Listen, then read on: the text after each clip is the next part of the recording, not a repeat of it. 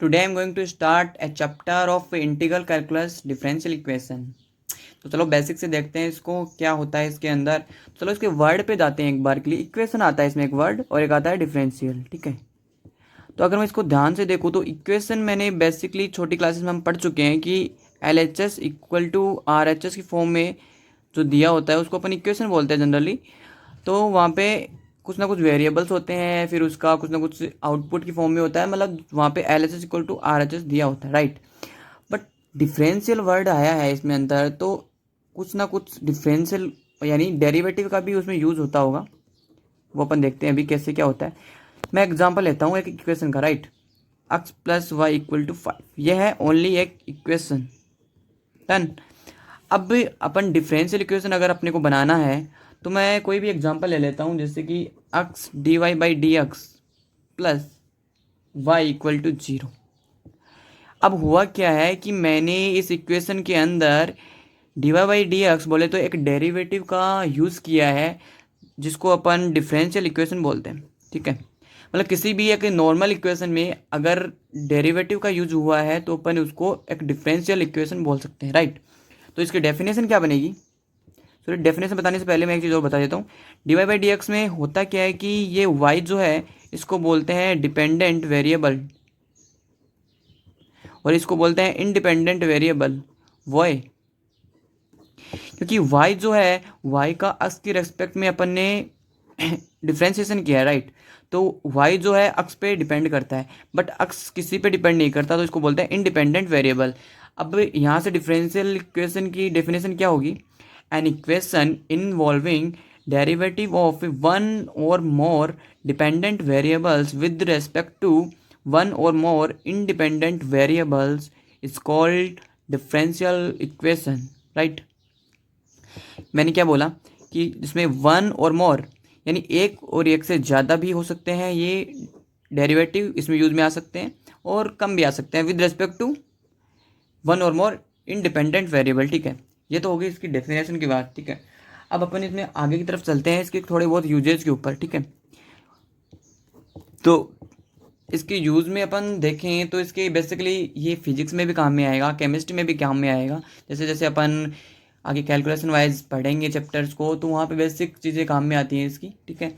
But थोड़ा real life की तरफ अगर जाएं अपन तो ये एक साइंटिफिक इन्वेस्टिगेशन में काम में आती है। जैसे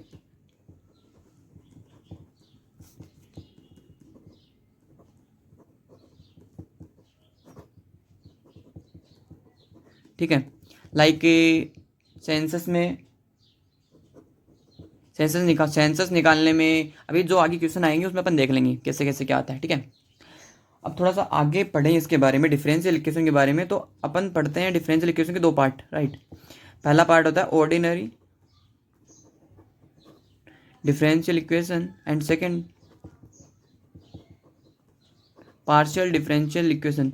दोनों में डिफरेंस क्या है वो भी देख लेते हैं। देखो, और अब अगर 12th तक के सिलेबस में बात करें तो अपन ऑर्डिनरी डिफरेंशियल इक्वेशन पढ़ते हैं, और आगे की कॉलेज वाली बात करें तो वहाँ पे अपन पार्शियल डिफरेंशियल इक्वेशन पढ़ते हैं। बट एक बार फिर भी इसके बारे में बता दिया जाएगा आपको कि पार्शियल डिफरेंशियल इक्वेशन होती क्या है, ठीक है। अब ऑर्डिनरी डिफरेंशियल इक्वेशन की मैं बात करूँ तो जैसे इसका एग्जाम्पल लेके चलता हूँ मैं ऑर्डिनरी डिफरेंशियल इक्वेशन का। D y by d x, example से समझेंगे हम इस चीज़ को, equal to x plus equal to sine x. एक रैंडम एग्जाम्पल लिया है मैंने, ठीक है। तो मैं क्या बोलूँ, differential equation with respect to a single independent variable is called ordinary differential equation। ये क्या है?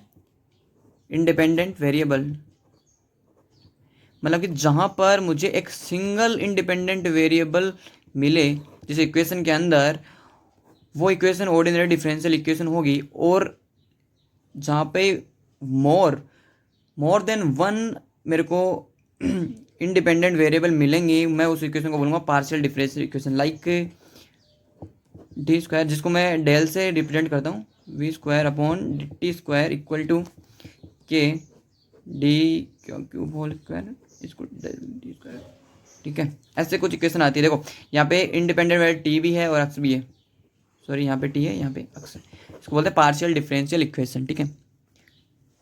अब अपन आगे देखते हैं, अपन आगे जो भी बेसिक जो भी पढ़ेंगे इन डेप्थ वो ऑर्डिनरी डिफरेंशियल इक्वेशन के बारे में पढ़ेंगे, पार्शियल के बारे में बिल्कुल नहीं पढ़ेंगे।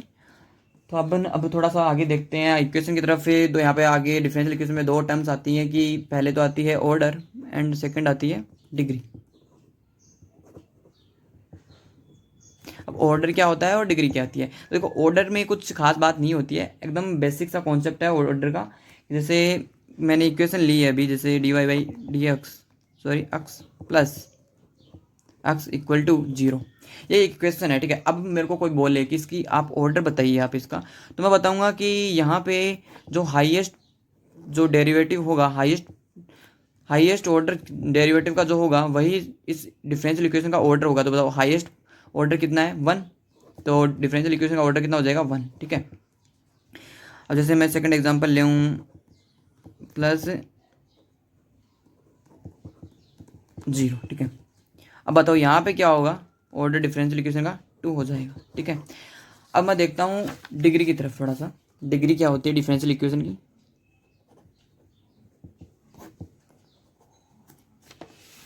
दिखाई नहीं दे रहा होगा, राइट, ठीक है। अब मैं डिग्री की बात करूँ तो डिफरेंशियल इक्वेशन की डिग्री में कुछ खास तो नहीं आता है, बट ये ऑर्डर से भी आती है। अगर किसी को ऑर्डर पता नहीं होगा तो उसको डिफरेंशियल इक्वेशन की डिग्री भी पता नहीं होगी, इसमें कोई भी दो राय नहीं है, राइट। अपन ये देखते हैं कि इसकी डिग्री के बारे में थोड़ा सा एग्जांपल लेके बताता हूँ मैं कि डिफरेंशियल इक्वेशन की डिग्री क्या होती है। देखो बेसिकली पहले अपन इक्वेशन की डिग्री लेते हैं एक बार। इक्वेशन जैसे मैं लिख दूँ x cube plus x square plus 1 equal to 0, ये क्या है, बेसिकली ये इक्वेशन है, ठीक है। इसकी ये मतलब थर्ड डिग्री का पॉलिनोमियल है अपने पास, ठीक है, राइट। अब आगे मैं बोलूँ कि अगर मेरे को डिफरेंशियल इक्वेशन के पॉलिनोमियल के बारे में बताना है तो वहाँ पे मेरे को डेरिवेटिव यूज में लेना पड़ेगा, ठीक है। यानी अब मैं ये बोल दूँ कि ये कुछ इस टाइप से हो जाए,